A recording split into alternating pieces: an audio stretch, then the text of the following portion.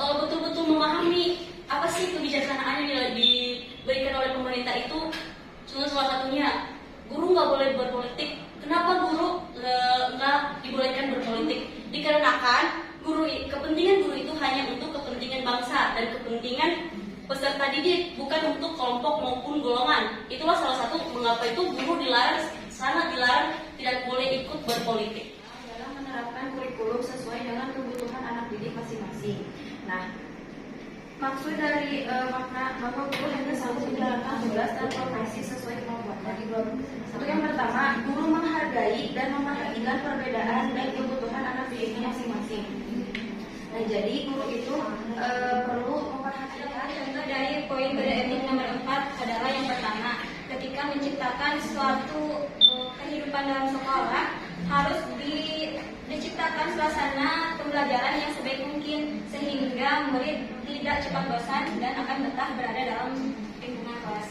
Yang kedua, untuk memelihara hubungan baik guru dengan orang tua murid, tentunya setiap semester atau 1 tahun sekali harus diadakan rapat. Nah, rapat ini bertujuan untuk pertukaran informasi. Dan di sini saya akan menjelaskan tentang poin B-nya. Poin B-nya yaitu guru hendaknya luwes di dalam menerapkan kurikulum sesuai dengan kebutuhan anak didiknya masing-masing. Jadi seorang guru kita harus luwes ya bagaimana kita mengajarkan kepada anak-anak supaya anak-anak itu mengerti apa yang kita ajarkan gitu.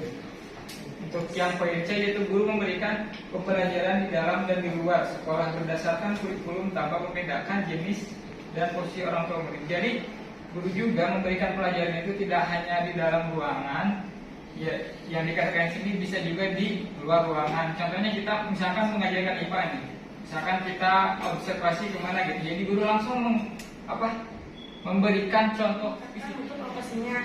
Nah, maksud di sini itu yaitu guru itu harus meningkatkan profesinya baik dilaksanakan dengan perseorangan ataupun secara bersamaan. Nah, di sini cara-cara meningkatkan profesi seorang guru dapat dilakukan secara yang pertama ada secara sendiri, secara pribadi, yaitu dengan seorang guru mempelajari secara kontinu pengetahuan yang berhubungan dengan teknik atau proses. Tapi seorang guru harus bisa juga paham tentang bakat si anak ini seperti apa gitu. Jadi jangan sampai dari sini mah pintarnya hanya di matematika, di akademik saja, yang lainnya tidak diketahui oleh guru. Karena setiap seorang individu peserta didik itu pasti mempunyai bakatnya tersendiri. Misalkan Putri ini bakatnya di kesenian, Nadia ini bakatnya di olahraga misalkan. Nah, guru juga jangan hanya melihat pada satu sisi saja. Bahkan terkadang sekolah itu hanya misalkan si anak ini pintar di matematika, dia aja yang ditonjolkan, dia aja yang ranking 1. Terkadang masih terjadi seperti itu. Padahal zaman sekarang hal itu sudah menjadi dianggap kayak emang gak sewajarnya kayak gitu. Karena seorang peserta didik itu bisa mempunyai kemampuan di luar seperti itu. Bisa aja dia bakatnya di bidang olahraga, ya udah kenapa nggak kita kembangin aja di bidang olahraga dan yang lain sebagainya. 9 kode etika guru sebelum sebutkan bahwa guru melaksanakan segala kebijakan pemerintah dalam bidang pendidikan. Kode etik 1973.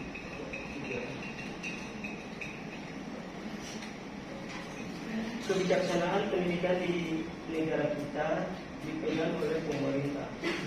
Dalam hal ini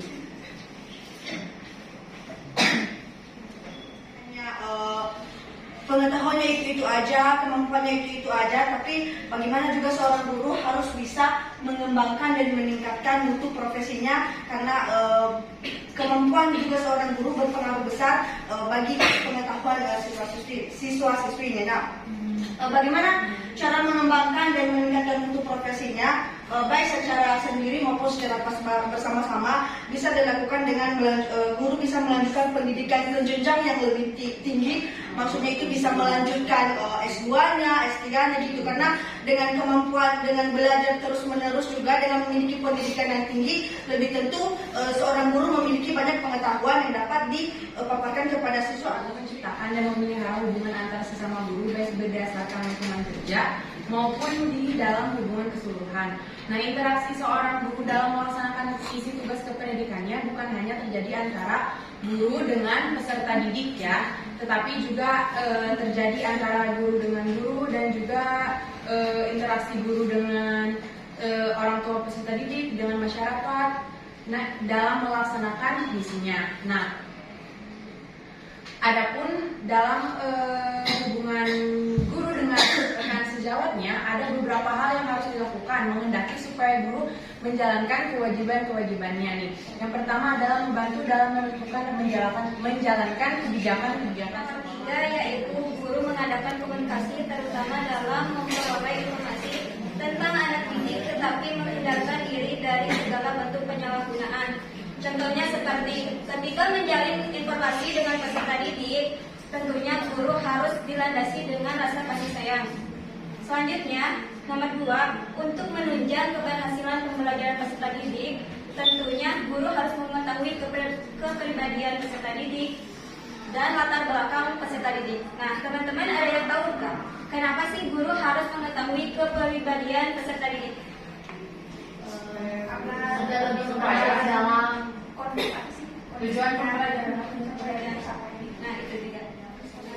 Mempersingkat langsung saja. Pada itu nomor 6 akan dibahas oleh saudara. Ya, baik, di sini saya akan menjelaskan kode etik yang keenam, yaitu guru secara sendiri dan bersama-sama berusaha untuk mengembangkan dan meningkatkan mutu profesinya. Nah, dalam rangka meningkatkan pelayanan kepada masyarakat, maka guru harus selalu meningkatkan profesinya, baik dilaksanakan secara perseorangan ataupun secara bersama-sama. Nah, hal ini sangat penting karena baik buruknya layanan akan mempengaruhi citra guru di tengah masyarakat. Nah, adapun cara-cara meningkatkan profesi guru dapat dilakukan tadi ya secara perseorangan dan secara bersama-sama. Di sini saya akan menjelaskan secara perseorangan terlebih dahulu. Nah, kalau secara perseorangan, guru juga dapat dilakukan dengan menekuni atau mempelajari secara kontinu pengetahuan-pengetahuan yang berhubungan dengan teknik atau proses belajar mengajar secara umum. Misalnya, pengetahuan Yang kedua, di sini kami akan menjelaskan mengenai poin-poin kode etik nomor 3 dan nomor 4. Untuk mempersingkat waktu, langsung saja. Yang pertama kode etik, guru mengadakan komunikasi terutama dalam memperoleh informasi tentang anak didik tetapi menghindari diri dari segala bentuk penyalahgunaan. Yang dimaksud dalam kaitan belajar mengajar, guru perlu mengadakan komunikasi hubungan baik antara guru kepada murid ataupun guru kepada wali muridnya, orang tuanya. Karena dengan kita mencari komunikasi itu, mencari informasi tentang anaknya, sikapnya seperti apa, kita dapat melakukan pembelajaran mengajar secara optimal, semakin optimal. Secara bersama-sama ya, dalam arti bukan sendiri-sendiri tapi berhubungan dengan sendiri gitu ya. Yang dimaksud sebelumnya kan butuh kesadaran diri bagaimana pengetahuan kita sampai mana, batasan kita sampai mana, kita harus mengupgrade gitu apa yang kita miliki, apa yang kita pahami gitu ya. Terus dan yang diartikan bersama-sama itu kita bisa mengikuti pembinaan atau diklat, saya sebut diklat gitu, untuk mengembangkan profesional kita, keguruan kita untuk mempersiapkan bahan ajar yang akan disampaikan kepada peserta didik gitu, agar lebih bermutu dan berkualitas. Guru menciptakan suasana kehidupan sekolah dan memelihara hubungan dengan orang tua murid sebaik-baiknya bagi kepentingan anak didik. Maksud dari kode etik guru yang keempat ini adalah guru menciptakan suasana kehidupan sekolah sehingga anak didik betah berada di sekolah maupun di lingkungan sekolah gitu, belajarnya, ketika mereka bermain, berkomunikasi dengan guru dan sebagainya. Kemudian guru menciptakan hubungan baik dengan orang tua murid sehingga dapat terjadi pertukaran informasi timbal balik untuk kepentingan peserta didik. Guru senantiasa menerima dengan lapang dada setiap kritik membangun yang disampaikan orang tua murid atau masyarakat terhadap kehidupan sekolahnya, serta pertemuan dengan orang tua murid harus diadakan secara teratur agar kalau misalkan ada komunikasi sama orang tua itu kita tuh tahu gitu masalah yang dihadapi di sekolah itu seperti apa, mereka juga biar tahu gitu kan. Seperti itu. Kemudian guru dalam pandangan masyarakat adalah orang yang melaksanakan pendidikan di tempat-tempat tertentu. Guru menempati kedudukan terhormat di masyarakat. Menjalin komunikasi yang harmonis, efektif dan juga efisien untuk memajukan dan mengembangkan proses pendidikan yang ada. Jadi seorang guru itu harus mampu menjalin hubungan yang baik dengan masyarakat di sekitar untuk dalam rangka mengembangkan juga bagaimana proses pendidikan yang tepat untuk meningkatkan mutu dan kualitas dari lulusan pendidikan itu sendiri. Kemudian yang selanjutnya adalah guru mengakomodasikan aspirasi masyarakat dalam mengembangkan dan meningkatkan kualitas dari pendidikan dan pembelajaran. Jadi seorang guru itu harus mampu menyediakan, mewadahi harapan-harapan ataupun pendapat-pendapat yang ada di masyarakat untuk dijadikan sebagai acuan dalam tujuan apa nih yang penting dalam proses pendidikan yang sudah terjadi dari Berkaitan dengan proses belajar mengajar yang ada dalam kelas. Nah, selanjutnya yaitu menciptakan kehidupan sekolah dalam arti luas. Jadi maksud dari dalam arti luas ini meliputi seluruh warga masyarakat yang ada di sekolah. Misalnya hubungan antara guru dengan guru, hubungan antara guru dengan anak didik, guru dengan pegawai dengan anak didik. Nah, dalam hubungan antara individu-individu ini harus dibangun dengan sangat baik, karena jika ada salah satu hubungan yang tidak baik maka itu akan mengakibatkan adanya ketidakpahaman gitu ya. Jadi dalam pembelajaran juga akan mengganggu gitu. Misalnya nih, kalau misalnya guru dengan guru ada masalah, nah itu kan bisa mengakibatkan misalnya nih si guru satunya jadi gamut kan kalau misalnya mengajar gitu ya. Jadi itu dampaknya juga ke peserta didiknya gitu ya. Jadi misalnya pembelajaran tidak tersampaikan, terus tidak optimal gitu ya. Nah, selanjutnya itu guru dengan anak didik. Udah sangat jelas ya, karena dalam kelas itu ada guru dengan meningkatkan mutu organisasi guru profesional sebagai sarana pengabdian.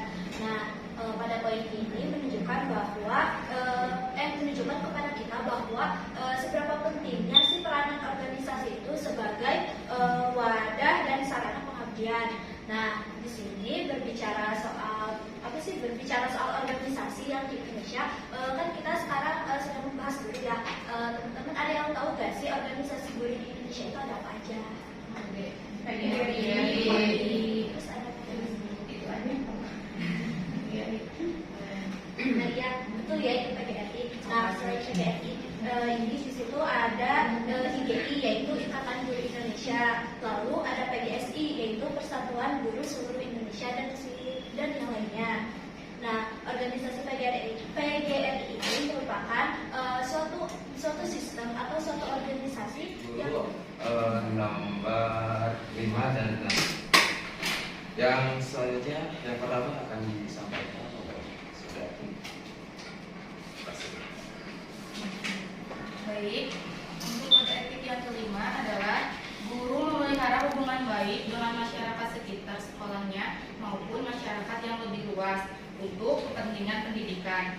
Nah, sesuai dengan Tri Pusat Pendidikan, masyarakat juga bertanggung jawab bertanggung jawab atas pelaksanaan pendidikan. Nah, oleh karena itu, guru juga harus membina hubungan baik antara guru dengan masyarakat, entah itu dari masyarakat sekitar maupun masyarakat yang lebih luas lagi. Nah, dilihat dari masyarakat sekitar. Oleh karena itu, kita sebagai guru itu wajib untuk melaksanakan segala ketentuan yang telah ditetapkan oleh pemerintah. Adapun kebijakan-kebijakan tersebut biasanya dituangkan ke dalam ketentuan yang kemudian akan dijabarkan dalam program-program umum pendidikan. Makna dari butir ke-9 ini mengandung pengertian bahwa kebijaksanaan pemerintah itu merupakan perwujudan dari peraturan perundang-undangan yang harus dilaksanakan oleh setiap warga negara. Guru sebagai dari bagian negara yang bertugas di bidang pendidikan, maka harus pula melaksanakan kebijakan pemerintah dalam bidang pendidikan. Seperti yang kita ketahui sebagai warga negara yang baik, kita juga gak boleh ya melanggar segala bentuk apapun ketentuan yang telah ditetapkan oleh pemerintah. Tadi menjadi dua. Yang pertama yaitu menciptakan kehidupan suasana sekolah di dalam kegiatan proses belajar mengajar, dan kedua menghidupkan suasana sekolah dalam arti luas. Nah, di sini saya akan menjelaskan penciptaan suasana kehidupan sekolah dalam yang berkaitan dengan proses belajar mengajar di kelas secara langsung. Yang pertama, meliputi pengaturan tata ruang kelas yang lebih kondusif untuk kepentingan belajar. Nah, pengaturan tata ruang kelas ini juga sudah kita pelajari ya dari manajemen kelas mengenai tata kelola dari penataan tempat duduk, terus bagaimana kita dalam proses belajar mengajar itu, terus dalam proses belajar mengajar itu tetap kondusif tetapi tidak sepi, tidak hanya kondusif itu tidak hanya diam, tidak berisik, bukan seperti itu, tapi kondusif itu proses belajar mengajar itu tertata dari tahap pertama ke tahap selanjutnya sehingga tujuan pembelajaran yang ingin dicapai oleh guru tersebut dapat tercapai. Nah, yang kedua yaitu menciptakan iklim atau suasana belajar mengajar yang lebih serasi dan menyenangkan. Misalnya pembinaan situasi keakraban di dalam kelas. Untuk menciptakan iklim yang lebih serasi ini antara lain dengan yang pertama adanya keterikatan antara guru dengan anak didik dengan anak didik. Yang kedua menetapkan standar tingkah laku. Yang ketiga diadakan diskusi-diskusi kelompok. Yang keempat memberi penghargaan dan pemeliharaan semangat kerja. Nah, dalam menciptakan kehidupan suasana sekolah ini